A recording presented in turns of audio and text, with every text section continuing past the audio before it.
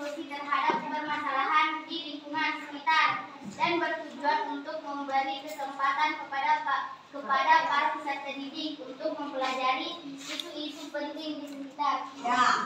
P5 itu pembelajaran lintas disiplin ilmu yang kemudian untuk mengamati dan memikirkan solusi, pentingnya mengamati, memikirkan solusi terhadap permasalahan di lingkungan sekolah. Kira-kira apa masalah di sekolah setelah kita amati, ya kan? Kemudian bagaimana siswa-siswi kita mampu menyelesaikan isu-isu penting, mempelajari isu-isu penting. Itulah gunanya proyek P5 di sini. Jadi tidak hanya sekedar buat ini, melakukan ini, tapi dari hasilnya itu bagaimana anak didik kita mampu memikirkan solusi terhadap masalah itu dan mampu melihat tentang isu-isu. Saya anggaplah banjir, terjadi banjir, kemudian kira-kira peserta didik kita kalau besar sekali, kaget ya, saya juga kaget. Oke. Tepuk fokus. Melihat, mendengar, melihat, fokus. Oke, fokus ya, kembali.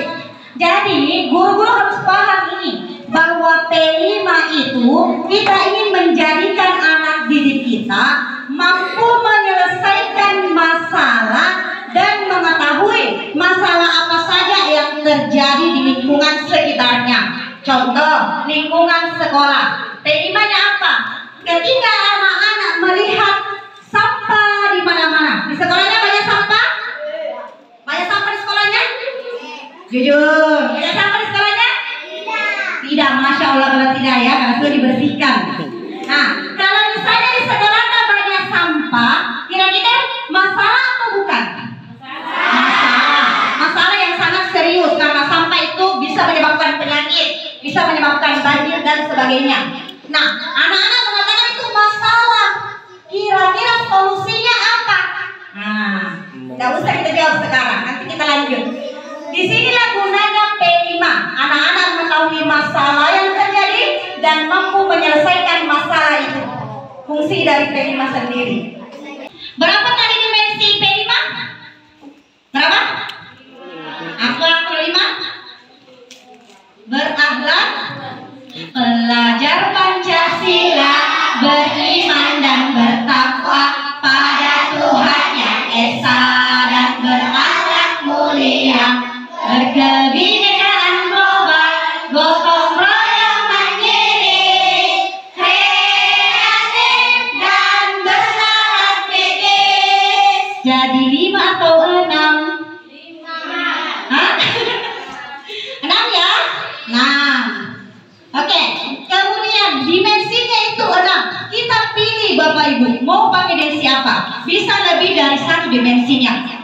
Kalau di sekolah tuh itu dia lebih memilih dimensi gotong royong dan mandiri. Ya, kita pilih gotong royong dan mandiri. Kemudian kapan dilaksanakannya P5? Pelaksanaan P5 itu ada 3 kategori. Kategori pertama itu kita laksanakan 1 jam setiap hari. Karena 7 jam kan dalam seminggu. 1 jam misalnya Senin 1, Selasa 1, sampai hari Sabtu 1, ada yang 2. Kemudian kita laksanakan per hari. Enggak, setiap hari Jumat P5, setiap hari Sabtu P5 gitu. Atau kita laksanakan setelah pembelajaran materinya selesai. Mau pilih yang mana terserah. Tidak ada yang bilang harus begini. Tapi bagusnya kalau sepakat seragam gitu. Kalau di sekolah saya itu kami memilih 1 hari. Jadi 1 hari full P5. Tapi tidak harus misalnya kelas 1 hari Jumat, kelas 5 juga hari Jumat. Tidak. Berdasarkan kita kapan ibu ber-P5. Karena fasilitator harus punya waktu yang cukup untuk P5. Jadwalnya kapan? P5. Oh, setiap hari Sabtu. Oh, tapi susah kapan seragam semua kali setiap hari Sabtu itu. Karena ada mapel, guru mapel yang sampai olahraga hari Sabtu mungkin P5 atau 7 jam itu P5. 7 kali 35 menit.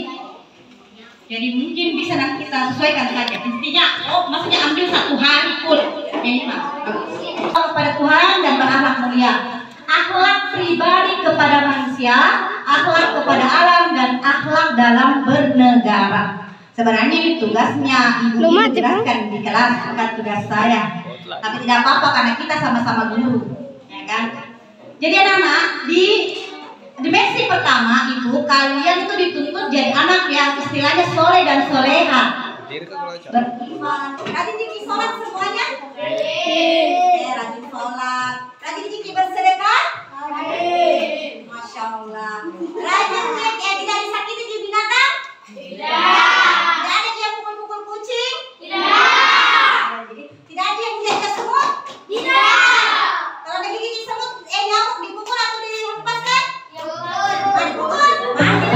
Setiap saat, setiap waktu, keringat basahi tubuh. Ini saat yang ku tunggu. Hari ini ku buktikan, ku yakin aku kan menang.